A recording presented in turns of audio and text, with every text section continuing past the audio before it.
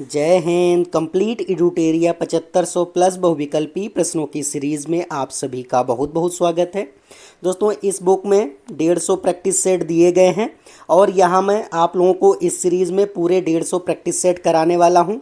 इसी सीरीज़ में आज का यह प्रैक्टिस सेट 14 होने वाला है। 13 प्रैक्टिस सेट ऑलरेडी मैंने आप लोगों के साथ डिस्कस कर लिए हैं, तो 14 प्रैक्टिस सेट आज मैं यहाँ पर डिस्कस करता हूँ। चलिए, इसका पहला क्वेश्चन है कि भारत के निम्नलिखित संगठनों निकायों में से कौन सा निकाय संवैधानिक निकाय यहाँ पर है। राष्ट्रीय पिछड़ा वर्ग आयोग है, राष्ट्रीय मानवाधिकार आयोग है, राष्ट्रीय विधि आयोग है या फिर राष्ट्रीय उपभोक्ता विवाद निवारण आयोग है। तो यहाँ पर जो संवैधानिक निकाय है वो राष्ट्रीय पिछड़ा वर्ग आयोग हो जाएगा, इसलिए ए ऑप्शन यहाँ पर करेक्ट हो जाएगा। अब सेकंड नंबर क्वेश्चन देख लेते हैं कि भारत के राष्ट्रपति के संदर्भ में निम्नलिखित में से कौन सा कथन यहाँ पर सही है। दोस्तों, यहाँ पर पहला और दूसरा यहाँ पर दिया गया है कथन, फिर उसके नीचे यहाँ पर उत्तर जो है वो कौन से दोनों ये करेक्ट हैं या एक करेक्ट है। तो यहाँ पर दोस्तों देख लेते हैं। पहला है कि भारतीय संविधान के अनुच्छेद 52 में राष्ट्रपति की योग्यता का वर्णन है। तो ये दोस्तों ऐसा नहीं है, अनुच्छेद 52 में नहीं है। सेकंड देख लेते हैं कि भारत में अब तक किसी भी राष्ट्रपति पर महाभियोग नहीं लगाया गया है। तो दोस्तों ये ऑप्शन सही है कि अभी तक भारत में किसी भी राष्ट्रपति पर महाभियोग नहीं लगाया गया है, इसलिए केवल सी आप यहाँ पर करेक्ट हो जाएगा, केवल सेकंड वाला। तो अब देख लेते हैं थर्ड क्वेश्चन। थर्ड क्वेश्चन है कि भारतीय संविधान में राष्ट्रपति के चुनाव की प्रक्रिया किस देश के संविधान से ली गई है। जो दोस्तों यहाँ पर हमारा भारतीय संविधान है, वहाँ पर राष्ट्रपति का जो चुनाव है उस प्रक्रिया को किस देश से लिया गया है। संयुक्त राज्य अमेरिका से लिया गया है, ब्रिटेन से लिया गया है, आयरलैंड से लिया गया है या फिर यूएसएसआर से लिया गया है। तो यहाँ पर दोस्तों कि आयरलैंड से यहाँ पर चुनाव की प्रक्रिया ली गई है, इसलिए सी ऑप्शन करेक्ट हो जाएगा। अब 4 नंबर क्वेश्चन देख लेते हैं कि भारत में न्यायपालिका द्वारा रिट जारी करने का प्रावधान किस देश से लिया गया है। पहला है ब्रिटेन से, अमेरिका, ऑस्ट्रेलिया या फिर दक्षिण अफ्रीका। तो यहाँ पर ब्रिटेन से लिया गया है, जो रिट जारी करने का यहाँ पर प्रावधान है वो ब्रिटेन से लिया गया है, इसलिए यहाँ पर ए ऑप्शन करेक्ट हो जाएगा।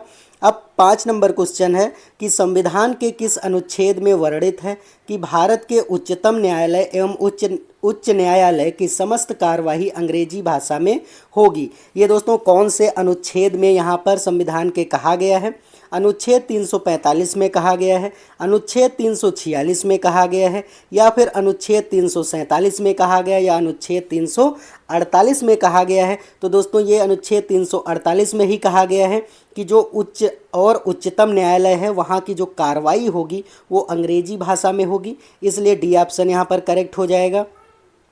और दोस्तों अगर आपको ये प्रैक्टिस सेट अच्छा लग रहा है और वीडियो अच्छा लग रहा है तो वीडियो को लाइक कर दीजिए, और अगर नए हैं चैनल पर तो इसको सब्सक्राइब कर दीजिए, क्योंकि यहाँ पर मैं आपको पूरे 150 दोस्तों यहाँ पर प्रैक्टिस सेट कराने वाला हूँ। तो चलिए नेक्स्ट अब देख लेते हैं। 6 नंबर है क्वेश्चन इस प्रैक्टिस सेट का कि संविधान के किस अनुच्छेद में कहा गया है कि भारतीय संविधान का संक्षिप्त नाम भारत का संविधान है। तो दोस्तों ये कौन से अनुच्छेद में यहाँ पर कहा गया है। तो ये अनुच्छेद 393 में कहा गया है, तो ये इसलिए बी ऑप्शन यहाँ पर करेक्ट हो जाएगा।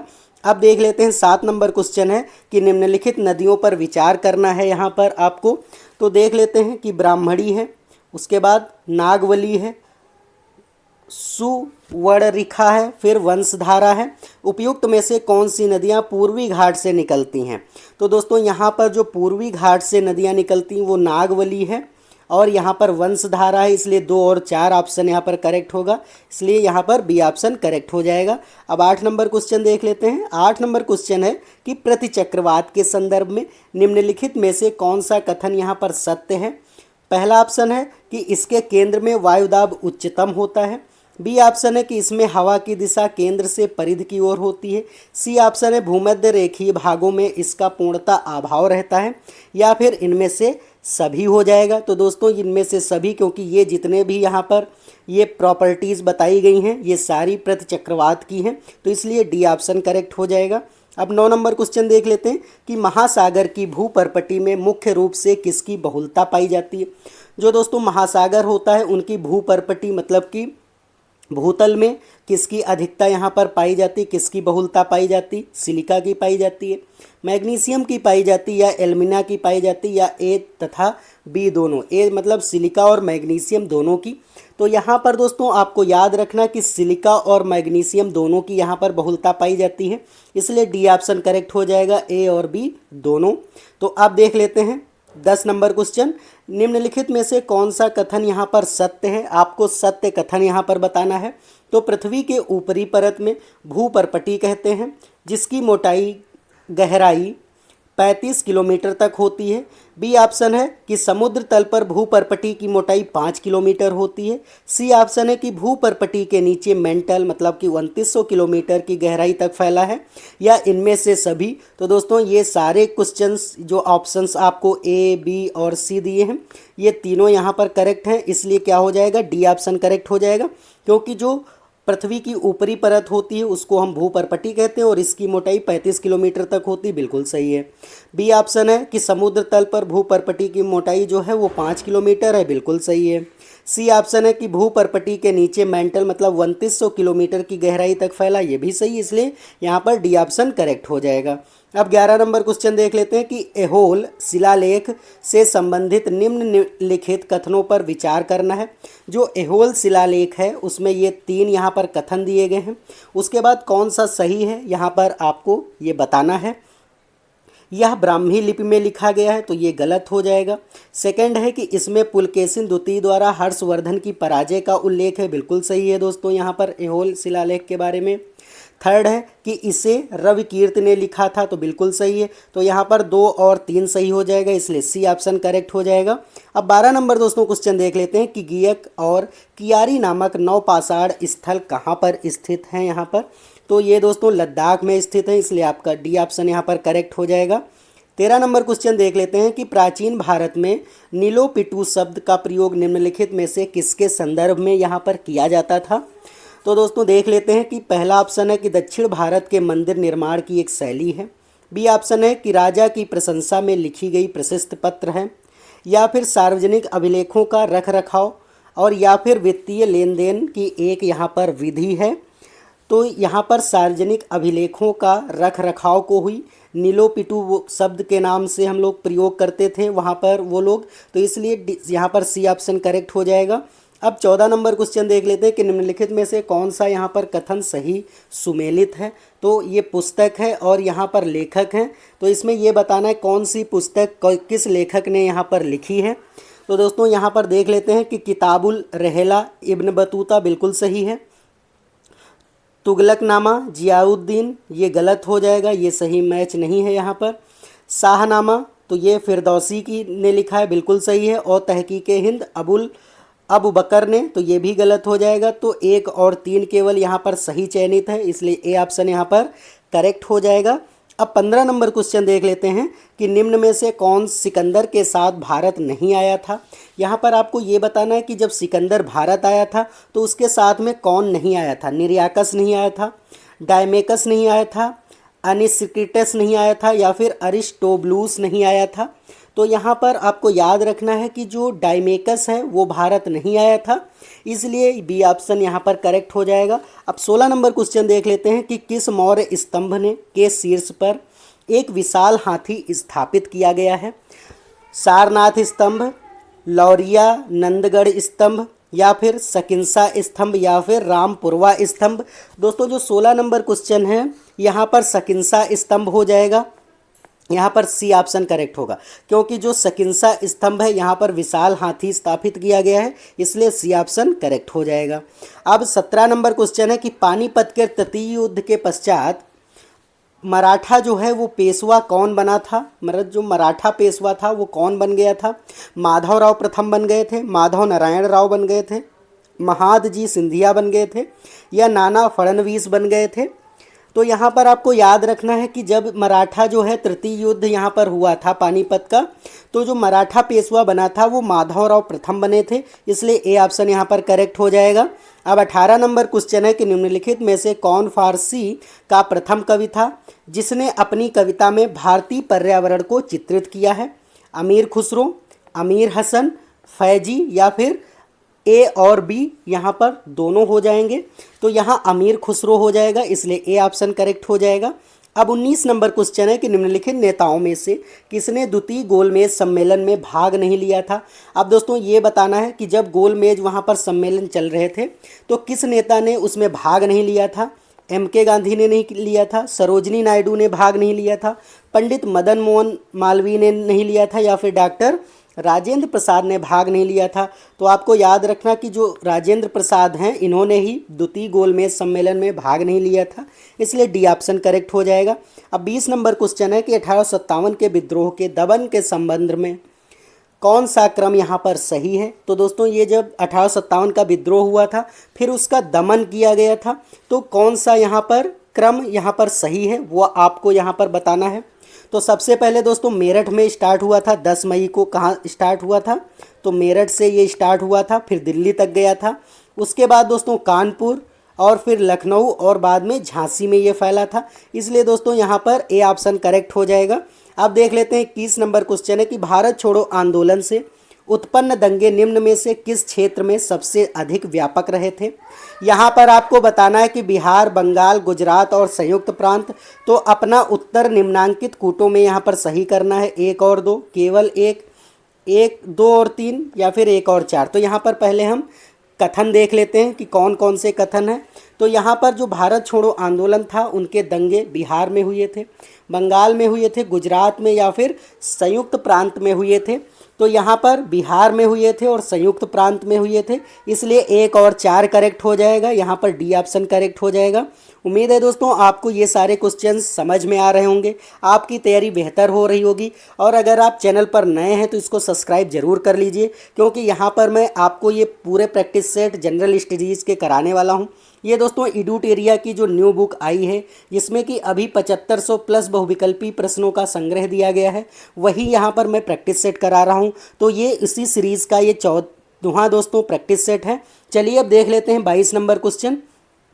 22 नंबर क्वेश्चन है कि भारत में हिंदू कोड बिल का विरोध किसने किया था।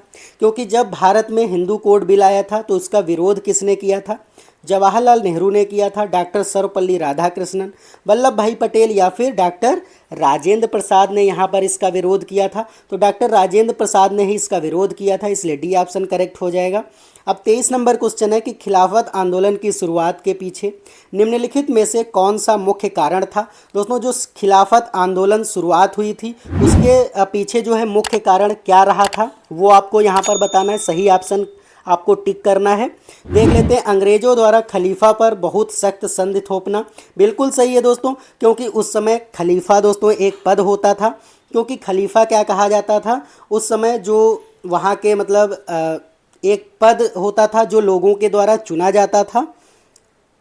तो वहाँ पर क्या किया गया था कि अंग्रेज़ों ने खलीफा पर एक बहुत ही सख्त संधि जो है वो थोप दी थी, इसलिए यहाँ पर ए ऑप्शन ही करेक्ट हो जाएगा। तो इसका मुख्य कारण क्या था कि अंग्रेज़ों द्वारा खलीफा पर बहुत सख्त संधि थोपना, तो ए ऑप्शन करेक्ट हो जाएगा। अब 24 नंबर क्वेश्चन देख लेते हैं। 24 नंबर क्वेश्चन है निम्नलिखित घटनाओं को कालानुसार व्यवस्थित कीजिए और नीचे दिए कूट को सही यहाँ पर चयन करना है।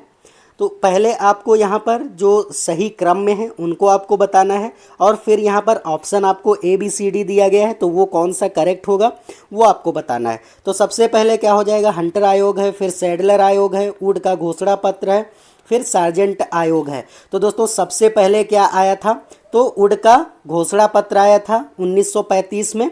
तो यहाँ पर 1 हो जाएगा, 3 नंबर 1 पे हो जाएगा। फिर क्या हो जाएगा, फिर हंटर आयोग आया था। उसके बाद में दोस्तों क्या हुआ था, 1938 में हंटर आयोग बना है। फिर 2 आ जाएगा सैंडलर आयोग, तो 3 पर ये हो जाएगा, और सार्जेंट योजना जो है सबसे लास्ट में। तो यहाँ पर 3, 1, 2, 4 मतलब डी ऑप्शन यहाँ पर करेक्ट हो जाएगा। अब 25 नंबर क्वेश्चन देख लेते हैं। निम्नलिखित गवर्नर जनरलों में से किसने अंग्रेज को अत्यधिक अल्पसंख्यक लोगों का प्रतिनिधित्व करने वाली कहकर उपहास किया था। क्योंकि दोस्तों जो कांग्रेस थी वहाँ पर एक जो अंग्रेज़ था उसने कहा था कि यह अल्पसंख्यकों का प्रतिनिधित्व करने वाली संस्था है। तो किसने यहाँ पर ये कहा था, तो दोस्तों ये लॉर्ड डफरिन ने ही कहा था, इसलिए ए ऑप्शन यहाँ पर करेक्ट हो जाएगा। ये इंपॉर्टेंट क्वेश्चन है, काफ़ी बार पूछा गया ये क्वेश्चन है आपके एग्ज़ाम में। चलिए अब 26 नंबर क्वेश्चन देख लेते हैं कि कृत्रिम उपग्रह में विद्युत ऊर्जा का स्रोत होता है। दोस्तों जो यहाँ पर कृत्रिम उपग्रह होते हैं उनमें विद्युत ऊर्जा का स्रोत क्या होता है?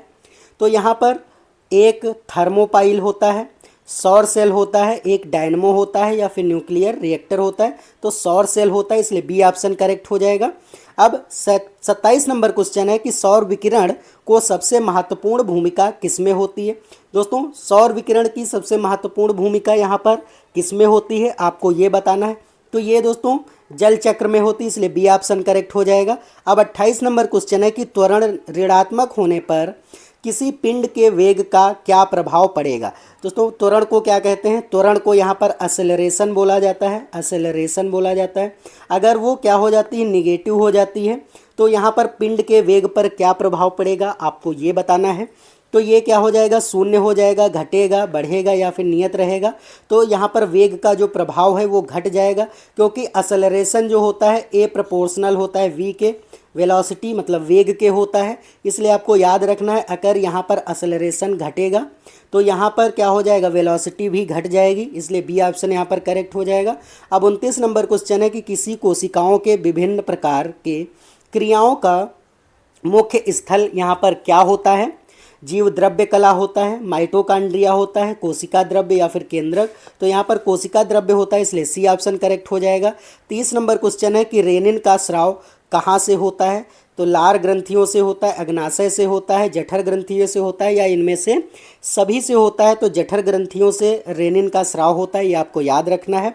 अब 31 नंबर क्वेश्चन देख लेते हैं कि मनुष्य की श्वास नली में होता है, मनुष्य की श्वास नली में क्या होता है? तो ओ आकार की उपास्थि होती है, इसलिए बी ऑप्शन यहाँ पर करेक्ट हो जाएगा। अब 32 नंबर क्वेश्चन देख लेते हैं कि क्रमिक पोषी स्तर में विषाक्त पदार्थों की सांद्रता में वृद्धि को क्या कहा जाता है? जैव संचयन कहा जाता है, जैव आवर्धन कहा जाता है, सुपोषण कहा जाता है या फिर इनमें से कोई नहीं हो जाएगा? तो जैव आवर्धन कहा जाता है विषाक्त पदार्थों की सांद्रता में वृद्धि को। तो यहाँ पर बी ऑप्शन करेक्ट हो जाएगा। अब देख लेते हैं 33 नंबर क्वेश्चन की प्रत्येक जबड़े में अग्र चवणकों की संख्या कितनी होती है? क्योंकि दोस्तों जो दांत होते हैं वो कितने जोड़ी होते हैं टोटल? अगर सामान्य मनुष्य, स्वस्थ मनुष्य है, वयस्क मनुष्य, तो वहाँ पर 32 दोस्तों वहाँ पर दांत होते हैं उसके। तो यहाँ पर आपको ये बताना है कि जो अग्र चवणक, जो आगे के चबाने वाले दांत होते हैं, उनकी संख्या कितनी होती है? तो यहाँ पर आपको याद रखना है कि 4 जोड़ी होते हैं, तो इसलिए यहाँ पर डी ऑप्शन करेक्ट हो जाएगा। अब 34 नंबर क्वेश्चन है कि यकृत निम्नलिखित में से किसे संश्लेषित करता है? आपको ये बताना है कि यकृत जो होता है वो किसे संश्लेषित करता है? शर्करा को करता है, रुधिर को करता है, यूरिया को या फिर प्रोटीन को करता है? यहाँ पर तो यूरिया को संश्लेषित करता है, इसलिए सी ऑप्शन करेक्ट हो जाएगा। अब 35 नंबर क्वेश्चन है कि पीनियल ग्रंथि से स्रावित होता है। दोस्तों जो पीनियल ग्रंथि होती है इससे क्या स्रावित होता है? ऑक्सीटोसिन होता है, वैसोप्रेसिन होता है, मेलाटोनिन होता है या फिर थायरॉक्सिन होता है? तो आपको यहाँ पर याद रखना है कि मेलाटोनिन जो है वो पीनियल ग्रंथ से स्रावित होता है, इसलिए सी ऑप्शन करेक्ट हो जाएगा। अब 36 नंबर क्वेश्चन है कि निम्नलिखित में से कौन सा कथन यहाँ पर सही नहीं है? दालों में प्रोटीन की प्रचुरता होती है। बी ऑप्शन है कि दूध विटामिन ए का समृद्ध स्रोत है। सी ऑप्शन है कि अनाज कार्बोहाइड्रेट के अत्यंत अल्प स्रोत होते हैं, या फिर डी ऑप्शन है कि सब्जियां खनिजों का समृद्ध स्रोत होती हैं। यहाँ पर कौन सा कथन सही नहीं है आपको ये बताना है। तो अनाज कार्बोहाइड्रेट के अत्यंत अल्प स्रोत होते हैं, यही गलत है, इसलिए सी ऑप्शन करेक्ट हो जाएगा। क्योंकि यहाँ पर अनाज जो होते हैं उनमें कार्बोहाइड्रेट खूब पाया जाता है, इसलिए सी ऑप्शन ही गलत है यहाँ पर। तो यहाँ पर सी ऑप्शन करेक्ट हो जाएगा। अब 37 नंबर क्वेश्चन है कि एसिटिलीन गैस जो होती है वो लाल तप्त तांबे की नली में से प्रवाहित करने पर किस कार्बनिक तत्व का निर्माण होता है? बेंजीन का निर्माण होता है, मीथेन का होता है, यूरिया का या फिर सिलिका का यहाँ पर निर्माण होता है? तो यहाँ पर बेंजीन का निर्माण होता है, आपको याद रखना है। अब 38 नंबर क्वेश्चन है कि निम्नलिखित में से कौन से बहुलक का उपयोग कंघियों के निर्माण में, विद्युत स्विचों, बर्तनों के हत्थे या फिर कंप्यूटर युक्तियाँ बनाने में किया जाता है? बैकेलाइट का किया जाता है, ग्लाइप्टाइल का किया जाता है या फिर पॉलीस्टीरीन का किया जाता है या फिर पीवीसी का किया जाता है? तो यहाँ पर बैकेलाइट का ही प्रयोग किया जाता है। ये दोस्तों बहुत बार क्वेश्चंस पूछा गया कि कंघियों में कौन सा यहाँ पर तत्व यूज होता है, कौन सा बहुलक का उपयोग किया जाता है? तो बैकेलाइट का यूज़ किया जाता है। जो बिजली के स्विच होते हैं या फिर बर्तन के जो हत्थे होते हैं, कंप्यूटर की जितनी भी चीज़ें बनाई जाती हैं वो सभी बेकेलाइट की ही बनाई जाती है। तो आपको यहाँ से ये चीज़ याद रखनी है कि जो बेकेलाइट बहुलक है उसका उपयोग इन सभी चीज़ों में यूज़ किया जाता है। अब 39 नंबर क्वेश्चन देख लेते हैं कि आयोडीन और पोटेशियम क्लोराइड के मिश्रण में आयोडीन को अलग किया जा सकता है अवसादन द्वारा, फिल्ट्रेशन द्वारा, ऊर्ध्वपातन द्वारा या फिर आसवन द्वारा। तो यहाँ पर आपको याद रखना कि ऊर्ध्वपातन द्वारा ही आयोडीन को पोटेशियम क्लोराइड के मिश्रण से यहाँ पर आयोडीन को अलग किया जाता है। तो यहाँ पर सी ऑप्शन करेक्ट हो जाएगा। अब 40 नंबर क्वेश्चन है कि जीवन संघर्ष एवं योग्यतम की उत्तरजीविता का संबंध यहाँ पर किससे है? तो ये डार्विनवाद से है, तो इसलिए डी ऑप्शन करेक्ट हो जाएगा। 41 नंबर क्वेश्चन है कि भारतीय एक दिवसीय क्रिकेट के प्रथम कप्तान यहाँ पर कौन थे? तो ये अजीत वाडेकर थे, इसलिए यहाँ पर सी ऑप्शन करेक्ट हो जाएगा। 42 नंबर क्वेश्चन है कि भारत की प्रथम जनजातीय भाषा कौन सी है जिसने अपना विकिपीडिया संस्करण यहाँ से प्राप्त किया है? बोडो जनजाति है, डोगरी जनजाति है, संथाली जनजाति या फिर असमिया जनजाति है? तो यहाँ पर सी ऑप्शन करेक्ट हो जाएगा, संथाली जनजाति, जिसने अभी अभी यहाँ पर विकिपीडिया जो है वो संस्करण प्राप्त किया है, इसलिए सी ऑप्शन करेक्ट हो जाएगा। अब 43 नंबर क्वेश्चन है कि कौन सा शहर मंदिरों की अधिकता के कारण the cathedral city of India के नाम से यहाँ पर जाना जाता है? तो ये भुवनेश्वर है, क्योंकि दोस्तों यहाँ पर भुवनेश्वर में सबसे ज़्यादा मंदिर हैं, इसलिए इसको क्या कहा जाता है? The cathedral city of India बोला जाता है। अब 44 नंबर क्वेश्चन देख लेते हैं। 44 नंबर क्वेश्चन है कि आज़ादी के दीवाने संग्रहालय यहाँ पर कहाँ पर स्थित है? तो ये दिल्ली में स्थित है, आपको याद रखना है। अब 45 नंबर क्वेश्चन है जारवा जनजाति का निवास स्थल कहाँ पर है? अंडमान निकोबार में है, लक्षद्वीप में है, दादर एवं नगर हवेली में है या फिर पोर्ट ब्लेयर में है?